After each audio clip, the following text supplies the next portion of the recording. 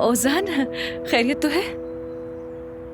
ये शायद तुम गाड़ी में भूल गई थी। बहुत शुक्रिया तुम्हारा।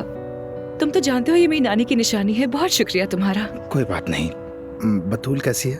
बतूल ठीक है, बतूल बिल्कुल ठीक है, मगर जुमाना ठीक नहीं है। उसका दिमाग खराब हो गया है। क्या हुआ उसे? तुमने उसे हर जाने की रकम दी थी, याद है? बिल्कुल, मैंने दी थी, इसलिए ताकि वो मुश्किल में न पड़ जाए, उससे थोड़ा सहारा मिल जाए। मगर जुमाना ने आना दिखाई, उसने वो रकम नहीं ली। तो फिर मैंने यहीं पे रख दी थी। मैंने सोचा कि शायद वो वापस ना करे। चलो अच्छा ही हुआ। नहीं, तुम जुमाना को नहीं जानते हो। यानी उसने पहले वहीं से वो रकम उठा ली और फिर उसके बाद हॉस्पिटल से निकलते ही आशिर के साथ खरीदारी करने चली गई। कपड़े, चीजें वगैरह सब लिया। अभी बस हम उसी बात पर झगड़ा कर रहे थे। क्या मतलब? यही हाल है हमारा।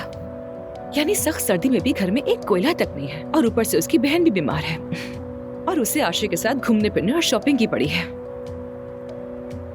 अरे मैं झूठ नहीं कह रही, सच कह रही हूँ तुमसे। अगर यकीन नहीं आता तो खिड़की से खुद ही देख लो ना। आओ।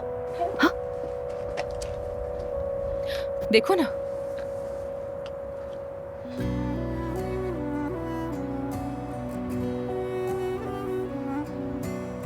तुम देख रहे हो उसे?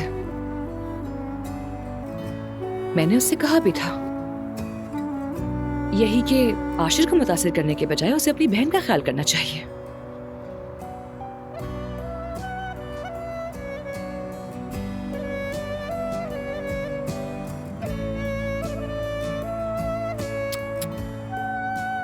वाकई अफसोस की बात है ना।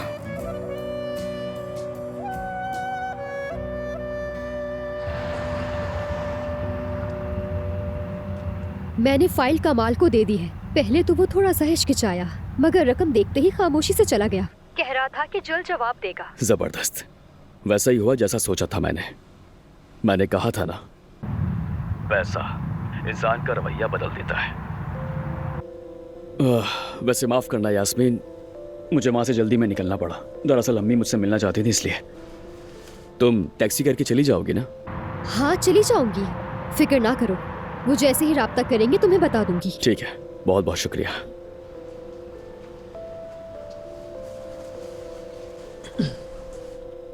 अम्मी जान,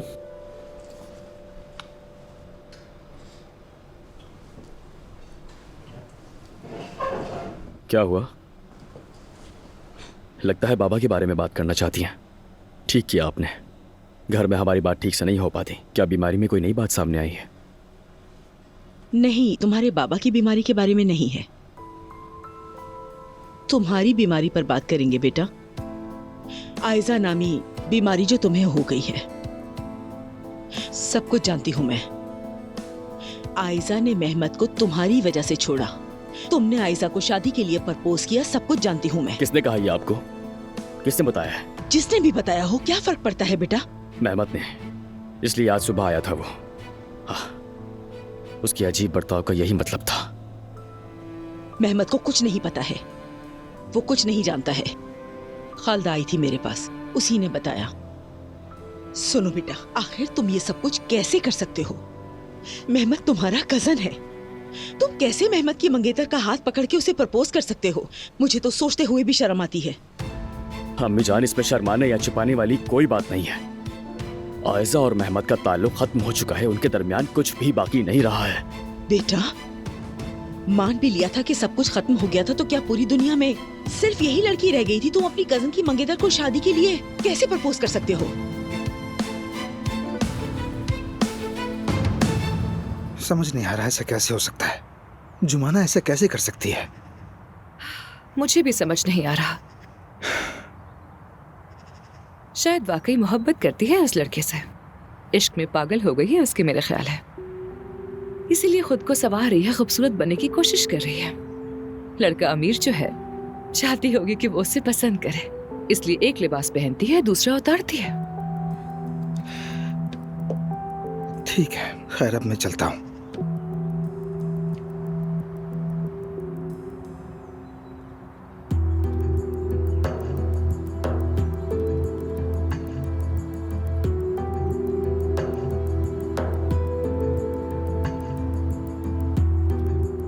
जिन बातों पे यकीन नहीं था वो भी सच होने लगी। शायद अब कोई वजह नहीं बची। कुछ कहा क्या तुमने? हाँ कहा, चलो वेनिस चलते हैं। क्या? तुम बिल्कुल ठीक कह रही थी, मैं फजूल में कोशिशें कर रहा था। चलते हैं वेनिस कार्निवाल में, थोड़ा घूमते हैं, मजे करते हैं, खुश होते हैं। हाँ क्यों नहीं, बहुत अच्छा लगेगा मुझे।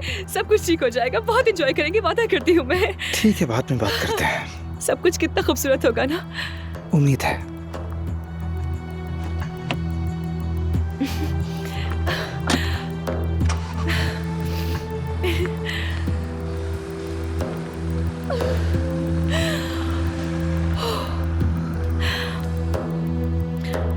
ओसान, यानी मैं तुम्हें उन तमाम बुरे दिनों की यादें भुलवा दूंगी। वादा करती हूँ तुमसे, वादा करती हूँ, वादा वादा वादा। शुक्रिया शुक्रिया बहुत शुक्रिया।